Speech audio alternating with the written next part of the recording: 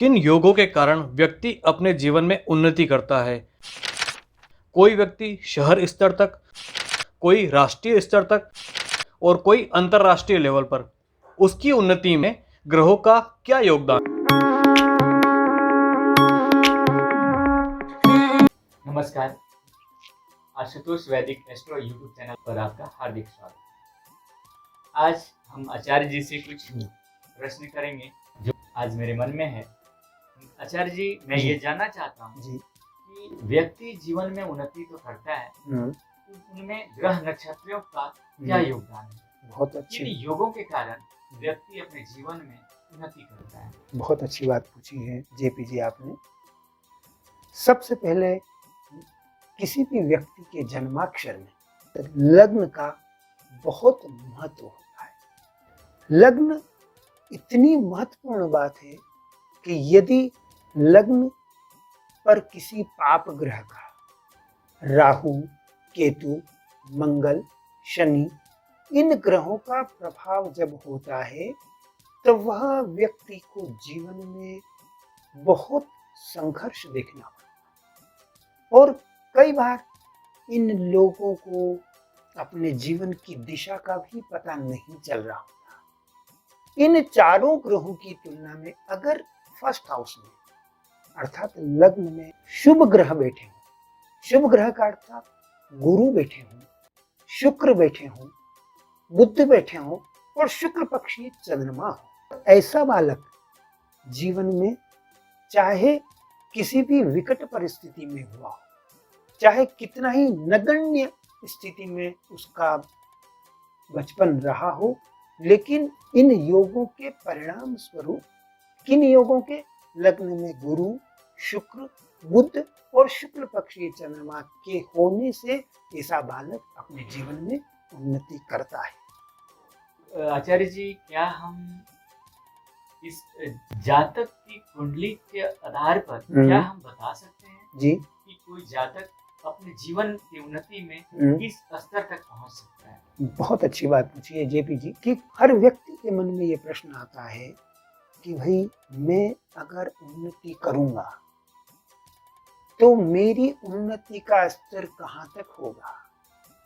मैं कुछ सेमिनार्स में जब गया तो मेरे सामने कुछ प्रश्न खड़े हुए कि इस धरती की आबादी 780 करोड़ के आसपास है और सभी बालक 1 जनवरी से 31 दिसंबर के मध्य ही पैदा हो रहे हैं। कितने बच्चों की प्लैनेट्स की कंडीशन सेम होगी तो एक व्यक्ति देश का प्रधानमंत्री बनता है, एक व्यक्ति गांव का सरपंच बनकर रह जाता है, एक व्यक्ति जिले का जिलाधीश बन के रह जाता है। कई बार मेरे सामने ऐसी भी कुंडलियां आई कि एक ग्राम प्रधान है और एक जिले का जिलाधीश है, उनकी डेट ऑफ बर्थ बिल्कुल सेम थी। तो मुझे उस सेमिनार में ये पूछा गया कि जब उनकी जन्म तारीख सेम है, उन दोनों ने जो जन्म लिया वो भी एक ही वर्ष और एक ही दिन है, तो फिर वो कलेक्टर बन गया, वह सिर्फ सरपंच क्यों बना। मेरे सामने ये प्रश्न भी आया। आज भारत देश के 140 करोड़ की आबादी में कितने ही ऐसे व्यक्ति होंगे जिनकी डेट ऑफ बर्थ 17 सितंबर होगी ही, लेकिन सभी प्रधानमंत्री पद पर नहीं पहुंचे। 17 सितंबर आदरणीय मोदी जी की है, लेकिन सभी वहां तक नहीं पहुंच सकते। आदरणीय मोदी जी ने जब जन्म लिया, उनका जो भी जन्म स्थान है वहां पर जो उस स्थान के अक्षांश और रेखांश, और कलकत्ता में जो बालक ने जन्म लिया, दिल्ली में जो बालक ने जन्म लिया, या फिर किसी बिल्कुल ग्रामीण इलाके में बालक ने जन्म लिया, तो वहां के अक्षांश रेखांश में काफी कुछ लग्न का भी फर्क पड़ेगा।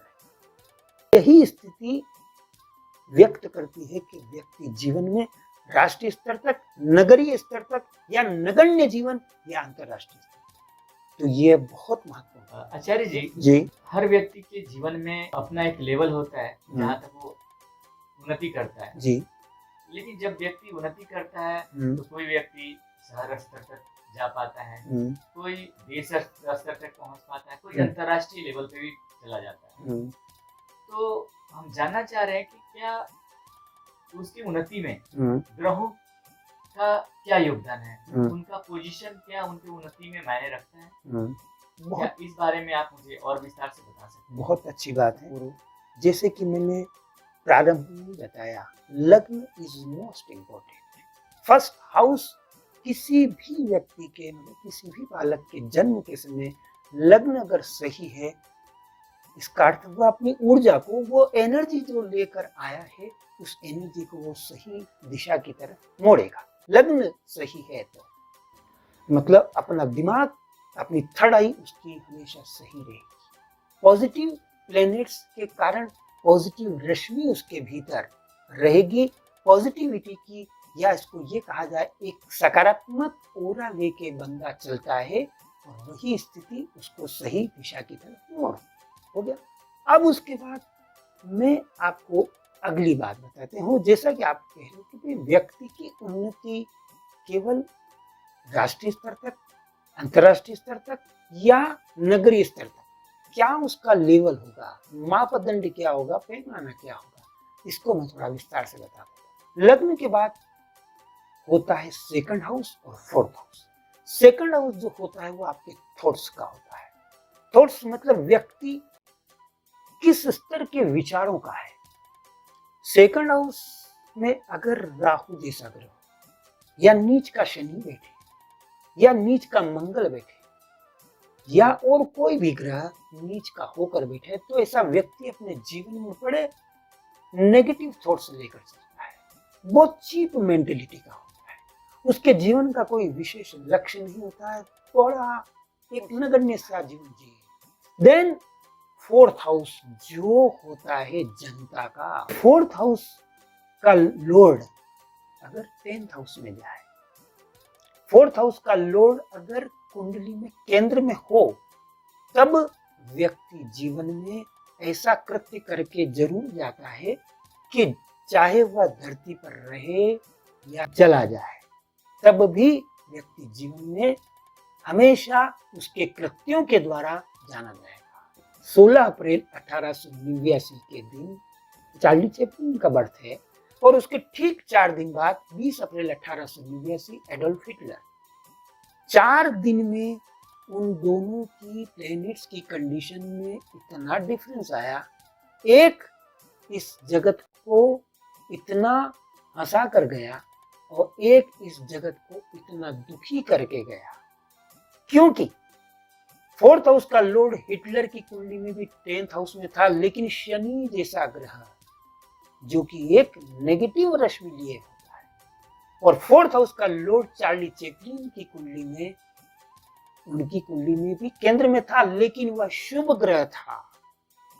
तो वह व्यक्ति अपने जीवन में ऐसा कृत्य करके गया कि वह आज इतने वर्षों बाद भी दुनिया उसको याद रखती है।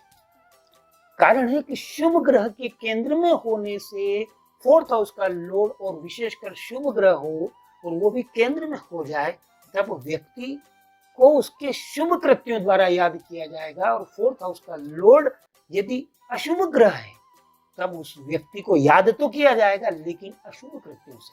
तो मेरा कहने का अर्थ यही है कि लग्न, सेकंड एंड फोर्थ, ये तीनों ग्रहों का अगर अच्छी रश्मि लिए हुए सकारात्मक ग्रह हैं, गुरु हैं, शुक्र पक्षीय चंद्रमा है या बुध है, तब व्यक्ति शुभ कृत्यों द्वारा याद रखा जाता है और वह जीवन में ऐसा व्यक्ति बहुत उन्नति भी करता है।